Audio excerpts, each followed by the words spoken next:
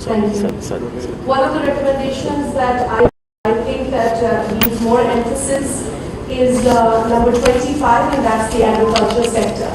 And I feel that agriculture sector is the crux of many of our problems. The yield, the crop, the food, and of course the industry the produce. So I feel that agriculture is the crux, and there has to be greater focus. There has to be more, I'd say more needful to be done from all sectors, maybe may it be the government or the private sector or the business community, but I feel this is where we need to invest more. And that I was happy to see here, and I think we can further elaborate upon what can be done to strengthen the agriculture sector. Another thing that was very important, I feel, on number 24, the small and medium enterprises share in the country's GDP is 40%, which is quite a significant number. And I've always been an advocate of greater support to such businesses in the country. So I feel that these are very important points and some very important recommendations. And when you talk about economy, someone rightly said that a strong economy is the source of national strength. And this is very true. Another thing that I really liked, I read somewhere that the economy is the start and the end of everything. You can't have successful education reform or any other reform if you don't have a strong economy, which is why we are all sitting here. And as my colleague said, and not at the cost of repeating myself, Pakistan has had a checkered history. We've had interventions in the political system. We've had many ups and downs in the history that may take probably a whole day if I'm to begin and share what all we had to go through. But I'm very proud to be a Pakistani and a member of this resilient nation, because despite intervention in the political system, multiple interventions I must say, and political instability, this whole war against terrorism and extremism, we Pakistanis have been very strong to still stand. Is it okay? Thank you. To still stand with the pride that we stand today.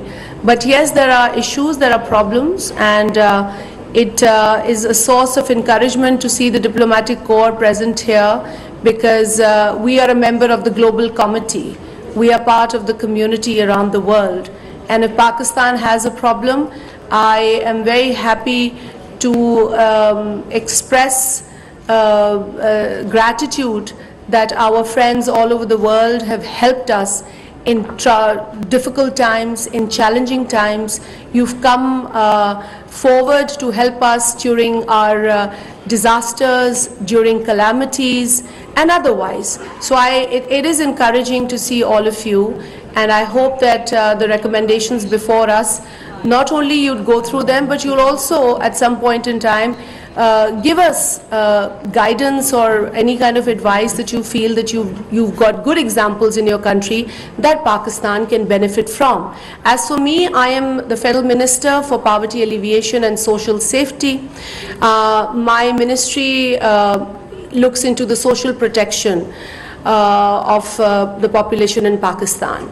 And all that the economy has to go through, all the shocks that economy has to face, all the disasters that the people of Pakistan have to go through, ultimately it affects the socio-economic condition of the people of Pakistan.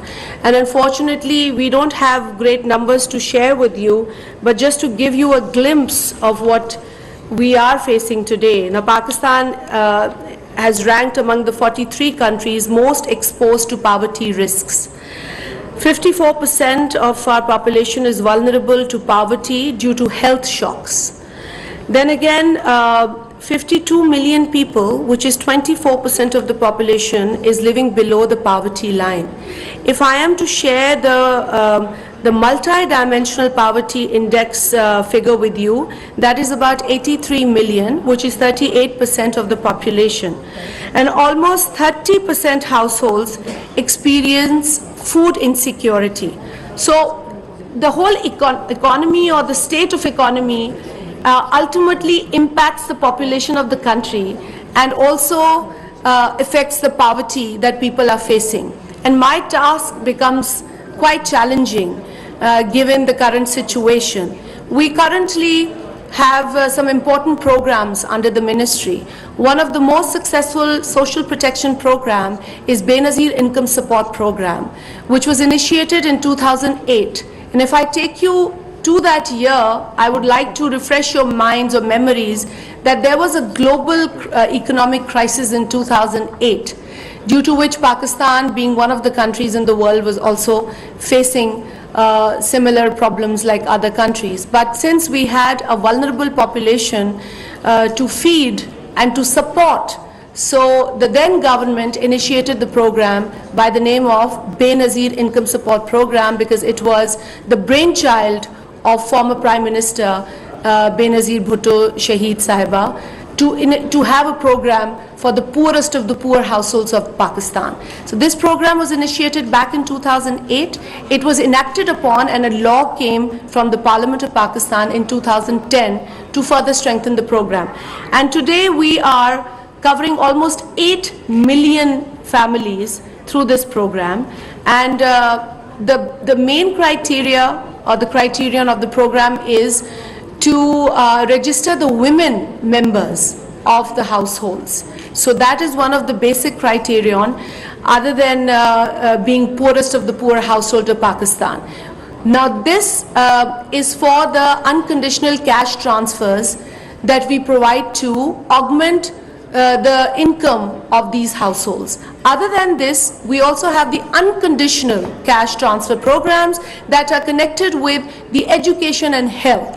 Now here the idea was to improve the health of these women and the children, as well as provide education and ensure that the children who are not going to school go back to school and are provided with some incentive. So we've incentivized these two very important sectors of the country, which are health and education. I'll be happy to share more details about the program at a later time with the diplomatic corps, inshallah. But to just give you an idea that what the Social Protection Ministry of Pakistan is doing currently and how our role becomes more challenging if the economy is not stable, if the economy is facing problems, and the most of, I'd say the burden falls upon us to ensure that these people who fall below the poverty line are secured with the kind of programs that we are offering. And since the finance minister is here in his presence, I'd also like to appreciate the action or the decision of the Parliament, of the cabinet, in light of the increase in fuel prices recently. A couple of times it was incumbent upon the cabinet, and it was a very important decision that the cabinet had to take. But at the same time, cabinet ने ये भी ensure किया कि वो लोग जो इस fuel price के इंक्रीज की वजह से अफेक्ट होंगे, उनकी किसी ना किसी तरीके से मदद की जाए. Although it was a very difficult decision to be taken at a time when the government was already facing huge economic problems, given the state of economy that we had inherited at the time we came as the new government. And like I think some speaker here before me rightly pointed out, that highest number of trade deficit, $48.2 billion was inherited by the current government.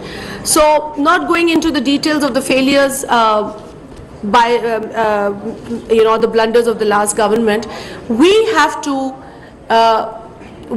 take the correct measures to ensure that the economy is stabilized. And we are not going to do it for the world, we'll first do it for ourselves. We'll first do it for the vulnerable population of Pakistan.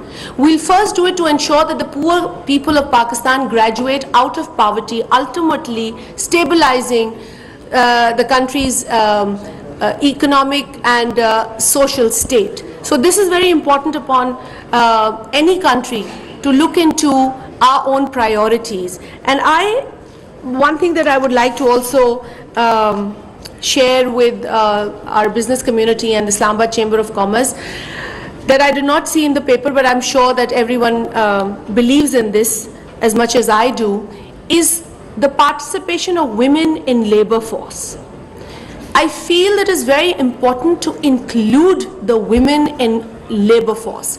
We have issues, हमारे कुछ cultural issues हैं, कुछ social issues हैं, कुछ mindset के issues हैं, but I would like to just share एक study है.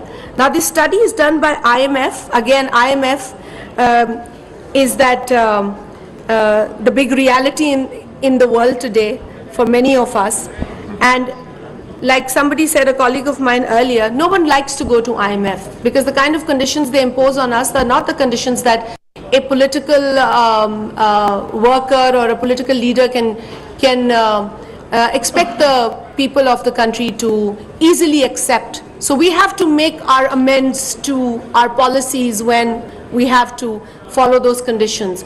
But it's also our job to ensure that those conditions are people friendly and not so severe for the people of any country, and the same is for Pakistan. Now when I talk about this IMF study, this is very interesting, done by IMF, and IMF did a study.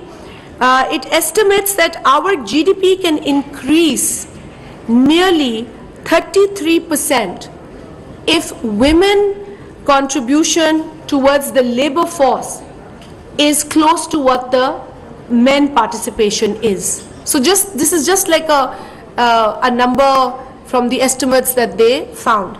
Another study that was done by ILO, and now this study it indicates that if Pakistan merely reduces the gender gap in female participation in labor force by 25%, its GDP can increase by 9%, which is an increase of 130.